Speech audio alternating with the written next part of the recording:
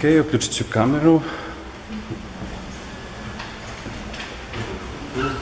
Nećeš malo plaćam beleške, ako imam potrebu za tim jedan. Sigurno će imati. Dobro.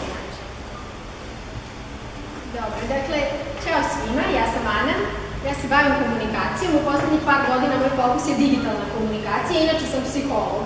To su oni ljudi za koje svi misle da oni znaju šta drugi ljudi misle i svaki put kad me neko pita, a vi ste, ja kažem psiholog, vi sigurno znate šta ja mislim i meni je vrlo važno da na početku ove prezentacije razbijemo stereotip o tome zbog onoga o čemu ćemo pričati kasnije. Dakle, vic o psiholozima, priča, anegdota ide ovako. Šeto neki dečko Ado, predvečer je, onako mir, Boži, voda mirna, imao bi da se okupa, ali nema kupaći. Pogleda levo, desno, nema nigde nikog, on se svuče, ostavi garderobu na plaži, odi i pliva. Pliva u potpunoj ekstazi. U trenutku kad je hteo da se vrati, da se obuče, baš na mestu gde je njegova garderoba, inače ne bi bio lic, sedi neka devojka i čita knjigu u lavu. I on je strpljiv momak, sramota ga je da izađe, jel da go? Čeka, međutim mrak pada, voda se hladi, a devojka uporna nikako da ode i on opipa dno Ade, tamo, znam da znate, ima svašta, on nađe između ostalog jednu šerpu, obuče se šerpom i priđe toj devojci i dok je prilazio vidi da ona čita Freuda. I kaže, pa vi čitate Freuda, vi mora da ste psiholog. Ona potrebno primje glavom pogleda malo čudno. On kaže, vi onda sigurno znate šta drugi ljudi misle. Ona odmahne glavom. I šta ja mislim? Ona ga snimi ovako od pete do čela i kaže, vi mislite da šerpa ima dno. Suština je da mi ne znamo i da niko ne zna šta drugi ljudi misle. O drugim ljudima sudimo samo na osnovu onoga što oni sami komuniciraju o sebi. Svi mi jako pažljivo definišemo neke poruke o nama. Ja sam cool, ja slušam heavy metal, ja izlazim na najbombastičnija mesta na svetu. Dakle, ono što mi kažemo, ono što mi učinimo, boji percepciju drugih ljudi o nama. I to je jedna klasična komunikacija, komunikacijski model. Mi smislimo šta ćemo reći, biramo pažljivo našu publiku i prenosimo poruke tako da nas oni na pravi način čuju i razumiju. Komunikacija se uči, ali smo mi svi naravno prirodno talentovani da budemo super komunikatori i to je posledica toga što komuniciramo sa svojim okruženjem još od prerađenja. Na neku super baby Mozarta ili na umilni mamin glas ili na neki jak stimulus, beba se pomeri u stomaku i to je event za sve prisutne u kući u tom trenutku. A potom komuniciramo od trenutka kad se rodimo, plačemo, kad smo gladni, žedni, kad nam treba da nas neko potapše po leđima. A već tokom druge nedelje svog života shvatimo zapravo da je osmeh jako važan komunikacijski element i da svi mnogo bolje reaguju na osmeh nego na plač i tako komuniciramo do kraja života. Čak i kada smo ubeđeni da smo potpuno zatvoreni za komunikaciju, kada se nadurimo danima, ćutimo, zatvoreni smo u sobi, mi i dalje komuniciramo. Jer ono što za većinu ljudi znači sinonim za komunikaciju, a to su reči i samo verbalna komunikacija. Ali 90% emotivnog sadržaja mi komuniciramo neverbalnom komunikacijom.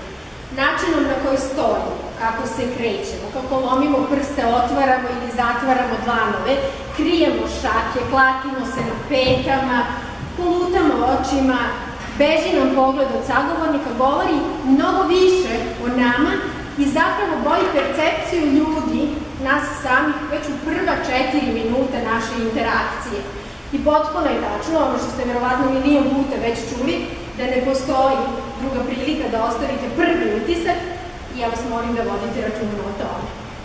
Sa druge strane, kada se mi pripremamo za neki govor, za neku super prezentaciju, sate i sate posvetimo tome da naučimo govor na pamet, da ga vežbamo pred ogledalom i da ga nepogrešivo interpretiramo od početka do kraja.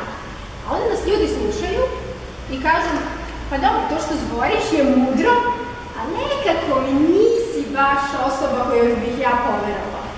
To je zato što naša neverbalna komunikacija zapravo boji percepciju drugih ljudi. I ovaj divni čovek, Emerson, je rekao da ono što činimo, način na koji se ponašamo, govori toliko glasno o nama da ljudi najčešće uopšte ne čuju šta mi govorimo. I molim vas, mislite o tome. Poseban značaj komunikaciji su dali savremeni mediji, štampani radio, televizija i u ovo naše vreme digitalni mediji. Ja ću sada samo da vam približim na koji način su zapravo mediji obojili komunikaciju i doveli do razvoja. Svi znamo ko je Abraham Lincoln, on je jedan od najomiljenijih predsjednika Amerike i znamo da su ove novčanice dolara, koje se svi jako obradujemo uvek, ali malo ljudi zna da je on bio očajan govornik, grozan govornik, ali savršen da svoje ideje napiše na najbolji način. I koristio je tu svoju veštinu i pisao savršene proglase koji su potom na lifletima deljeni okolo i Amerika ga je obožavala. Čitala je i verovala jako u ono u čemu je on pisao. Pojavom radija više nije važno samo da li možete lepo da napišete ono što želite da kažete, već postaje najvažnije kako ćete reći ono što želite da podelite sa vašom ciljnom grupom. I ovaj čika, koji se zove Churchill, a bio je premijer Velike Britanije tokom Drugog svetskog rata, sa ovim tompusom teško da bi u današnje vreme stvorio kredibilitet među nacijom, ali je bio fantastičan govornik, savršen orator i zadobio je simpatije svih koji su imali prilike da slušaju njegove nastupe preko radija. Radio u nekom trenutku odlazi na marginu i pojavljuje se televizija. I više nije važno ni šta ćete reći, ni kako ćete to reći, već najvažnije postaje način na koji ćete izneti to što govorite. I ovaj čovjek koji je samo 2 godine bio predsjednik Amerike, John Kennedy, koji je savršeno iskoristio televiziju da postane, pored Lincolna, drugi najomiljeniji predsjednik Amerike. Jako je vodio računa o tome kako se ponaša na skupovima, kako komunicira sa ljudima, kako stoji, gde stoji. Ispričat ću vam samo jednu malu stvar koja je jako važna. U neverbalnoj komunikaciji dlan na dole uvek znači težnju osobe da dominira. I znate da je najpoznatiji nacistički pozdrav zapravo ovaj gde držimo svet pod svojim dlanom. Dlan na gore je uvek submisivan gest. Kada se pozdravljate sa ljudima, 88% je šanse da će vam muškarci pružiti ruku ovako, jer žele da dominiraju odnosu sa vama. Oni koji vam pružaju ruku ovako, kažu vam da ste vi na pijedestalu, a oni koji vam pruže ruku ovako, kažu vam da žele odnos jednakosti. Kennedy je uvek na svim zvaničnim susretima stajao sa sagovornikove desne strane, jer bi onda fotoreporteri njih snimali, a oni bi se pozdravljali za New York Times, jel tako, i pozdrav je išao ovako. Celokupna javnost je percipirala Kennedyja kao dominantnog, jer je u tom odnosu njegov dlan okrenut na dole. To je način na koji vi fenomenalno poznajete karakteristike medija i koristite ih. I način na koji zapravo gradite kredibilitet i poverenje u javnosti. Ključna stvar je da li vam ljudi veruju ili vam ne veruju. I onda se pojavljuju novi mediji, digitalni mediji. Verbalna komunikacija je osiromašena, svedena na minimum, skraćujemo reči, skraćujemo rečenice, ne koristimo interpunkcije da bismo ušli u te neke definisane formate, kao što je 140 karaktera u Twitteru. I šta se u Twitteru i šta se onda dešava? Nema neverbalne komunikacije. Znači, vi komunicirate sa ljudima koji stoji za nekog avatara za koji vi ne znate da li zapravo njih opisuje i koji se predstavljaju imenom za koji vi ne možete da znate uvek da li je to njihovo ime. Kako se gradi poverenje? U kontekstu političara o kojima sam vam do sada pričala, čovek koji je najbolje iskoristio digitalne medije je Barack Obama. I posebno je dobro iskoristio Twitter. I na Twitteru njega prati preko 46 miliona ljudi.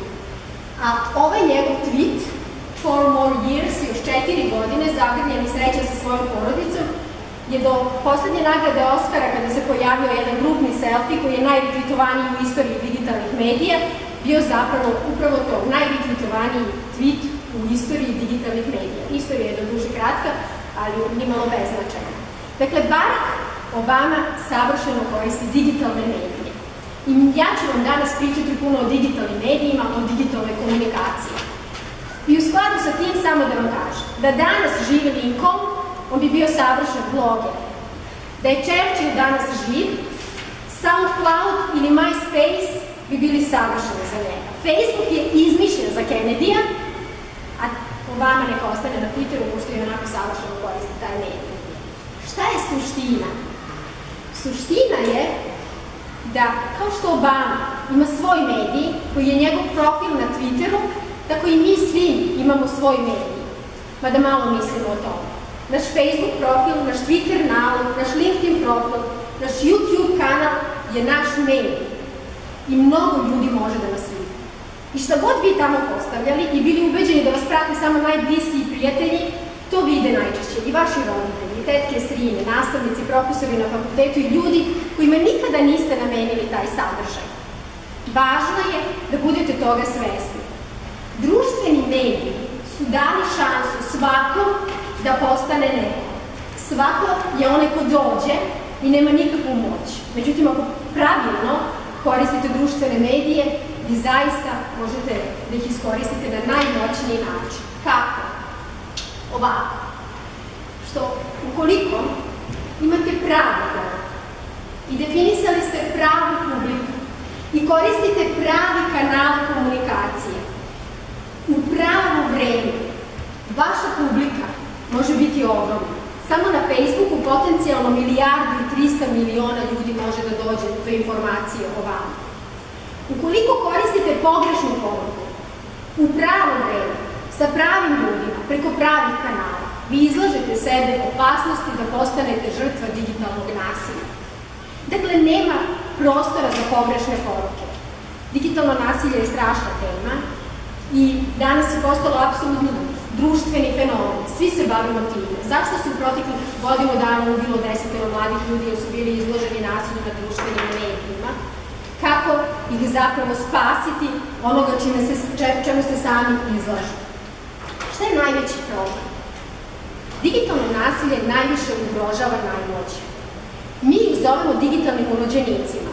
To su mladi ljudi koji su rođeni u eri digitalne komunikacije. Mnogi od njih su mlađi od Facebooka, a nekolicina i stariji od njih. I to su oni ljudi koji koriste digitalne tehnologije kao što koriste svoju desnu ruku. Oni znaju kako da se sign-inuju, znaju kako da okače post, oni znaju kako da šeruju ono što je zanimljivo, sve znaju, osim što ne znaju da se zaštite. I nisu svesni posledica neodgovornog ponašanja na internetu. I šta je neodgovorno ponašanje na internetu, njima nije baš najjasnije. Nasilje kao takvo nije nova stvar. Postoji od kada postoji čovečanstvo.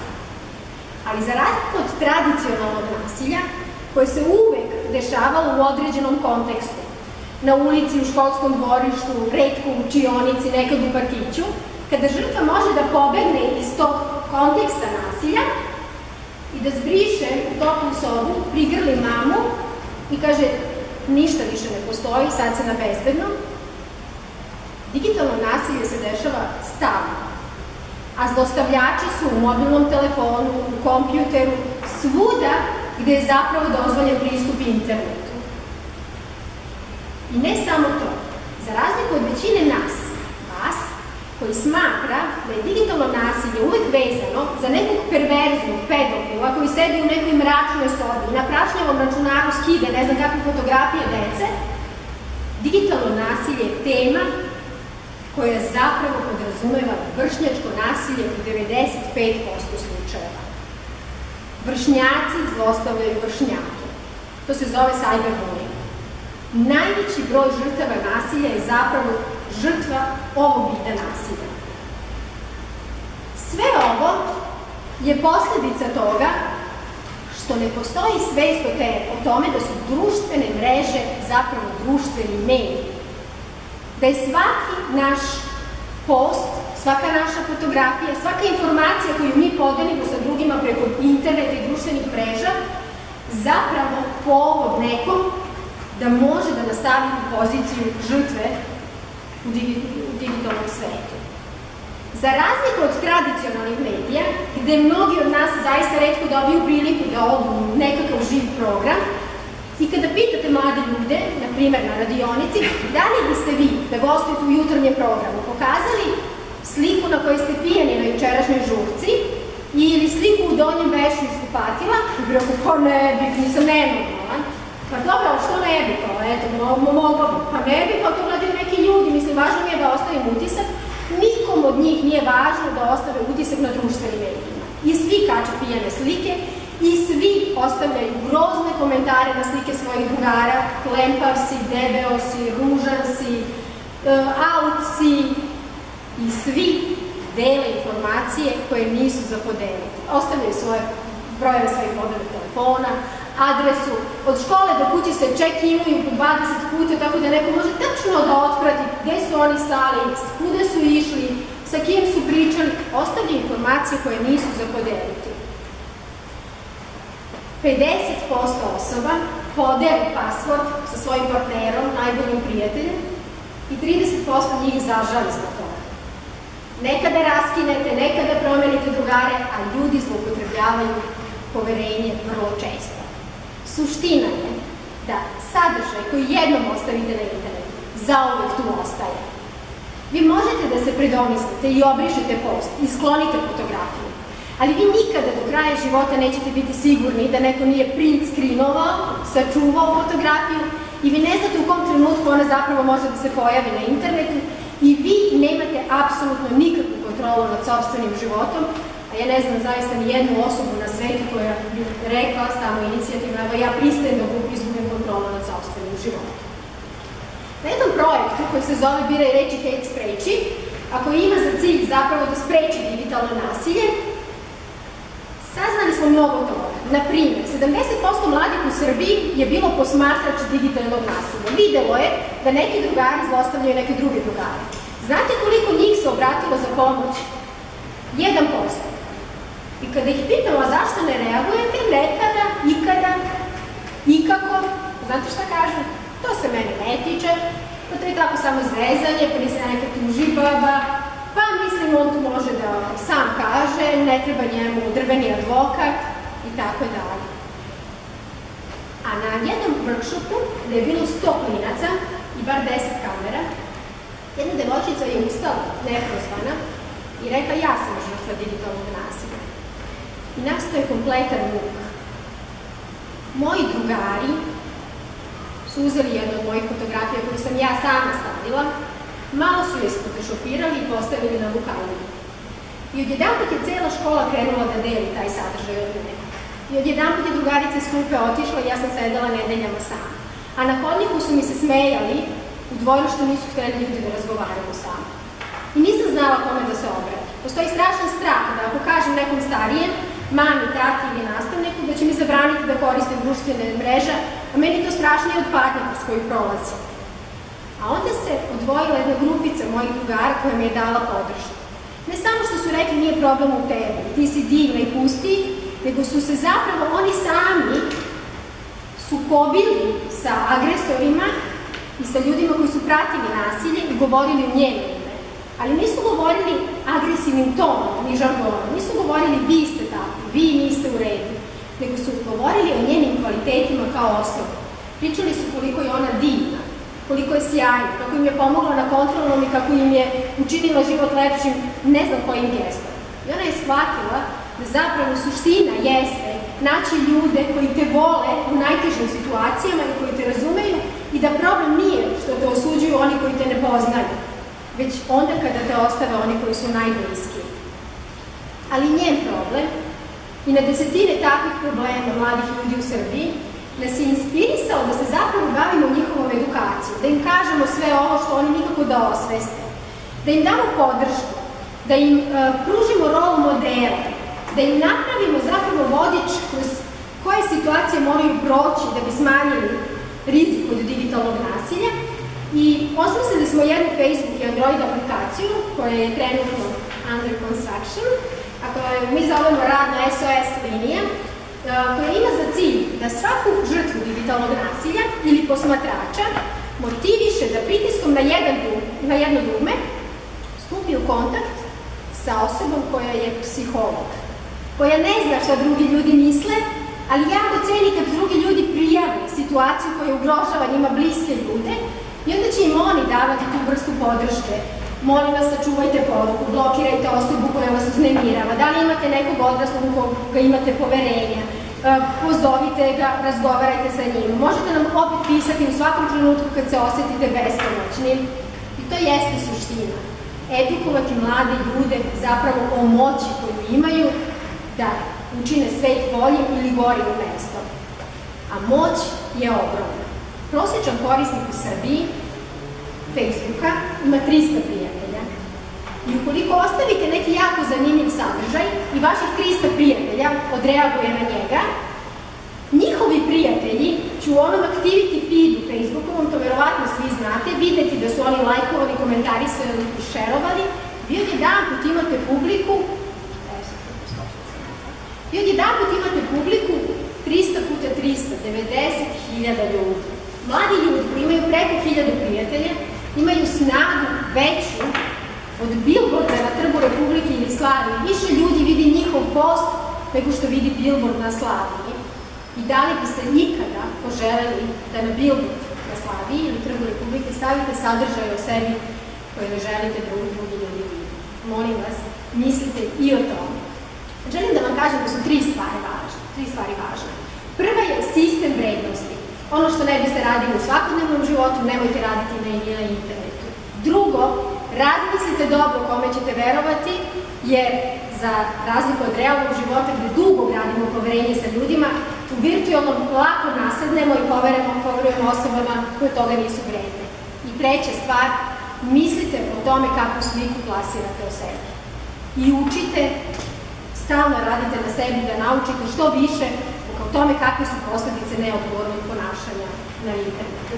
Digitalna komunikacija se jako brzo razvija i najveći eksperti kažu da svakog jutra kad se probude, osjećaju se kao tek rođeni na društvenim medijima. Procesi unapređenja sistema su stalni, prate naše potrebe, Facebook menja algoritam svakodnevno, ali ovo je veliki test inteligencije za sve nas. I kao što znate, inteligencija je sposobnost nalaženja u novonastaloj situaciji, te tako i ova situacija zapravo će učiniti da kao uvek u evoluciji opstanu i ostanu samo najadaptibilniji, oni koji se najbrže prilagode ovim promenama, a ko preživi, pisaće i pričaće.